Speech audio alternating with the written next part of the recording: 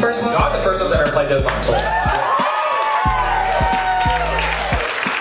an honor. Thank you for entrusting us. Yeah. That's really cool because that's kind of what the Artist Spotlight space is about, you know. It's Yes. kind of that vulnerable place of like, okay, what is God doing amongst creatives? Yeah. What are you up to? And then people being able to kind of ask questions and hear about your creative process along the way. Yeah. So I have questions, but I'm sure you guys have questions too. And so I'm gonna give you 5 seconds to see if anybody raises their hands, and if not, I'm gonna take the question.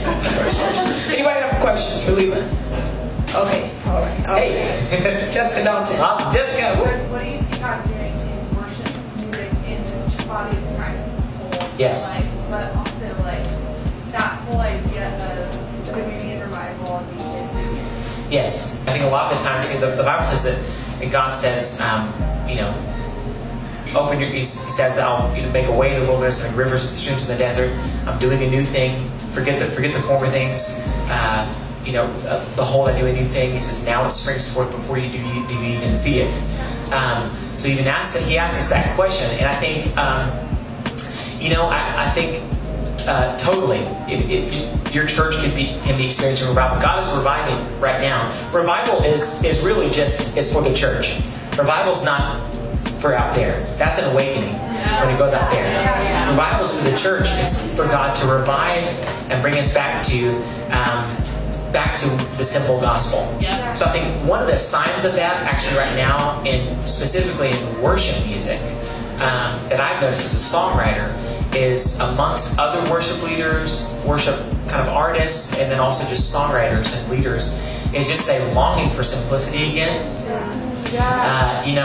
It was a cool idea, when we started at first bringing in having big conferences in the mid to late 90s, early 2000s. We started bringing in kind of concert themed things, and I think that's great. I think it's got its place. I think it also just depends on the culture of your city too. For instance, in Baytown, Texas, we can't at our church, we're writing music right now for our church. We're about 400 people in our church. We're really musical church because mom and dad just attract that. And so we've started to steward that. We've been in church for 16 years, never recorded any songs. So we're like, let's just start doing songs for our people. And so we started doing that. We did a writing retreat. As we're making our record for our church, songs one single at a time, we've noticed that we love Coldplay. We all love bands and different artists like U2, and I love the Police and love all those bands, and I love Young and Free. But our church can't sound like that. If we started playing a Moog synth with and a bunch of other stuff and just crushing it, which I love all that. I will nerd out on synthesis with people. But if I started doing all that in my church, because the demographic, this is also where it comes in with the servant mentality of writing songs for your church, not an artistic mentality. Art is relative, but for the believer, there should be some standards, and we'll get there in a second. But I think in that context, it's not about what style of music I like. It's about the culture of my city. So half of my church comes to church dressed in their chemical plant overalls, listening to country music. The other half of my church listens to Spanish worship on their way to church. The other half of the church is listening to black gospel music on the way to church. So our church just can't do that. They would stare at us like a cow at a new gate if we sound like Ellie Goulding, but throw some corporate worship lyrics in there. They would just kind of go, "What is going on, y'all? This is weird."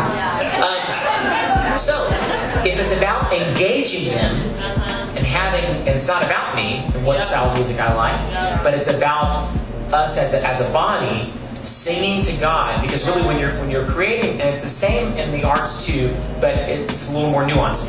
And when you're writing a song for your church, that particularly, what you're doing is you're fashioning a weapon for people to use, because everyone's coming in. Songs are weapons in that context, because everyone's coming in and they're dealing with all sorts of issues, including yourself. And so you're singing, you're putting words in their lips. So it better be good, and it better be full of truth, and not just your spiritual journaling, your journal that week, right? So that's another. A lot of times we just do emotional journaling, so we sing our emotions.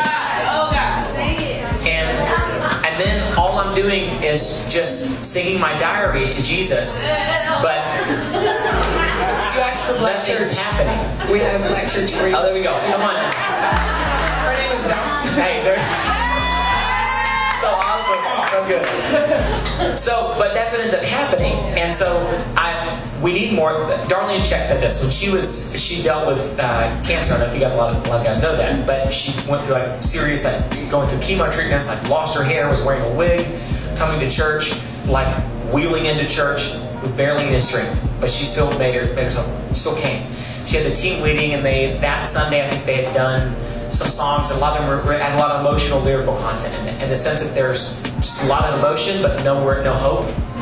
And I don't even know what songs they sang. She didn't tell me.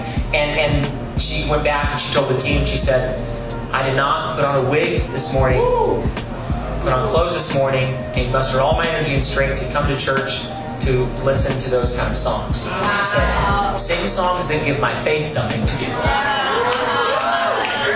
So I think we need more songs in the church, and they're simple in the sense that they can be sung.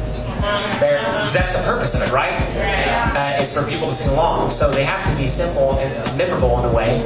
But at the same time, they need to be, we can talk about our junk. I'm not saying we can't be honest. But David, when he was honest, there was always a but in there. It always pointed somewhere. And so it lifted our eyes off of the stuff and pointed them to Jesus, who is the answer. He's the truth. He's the way.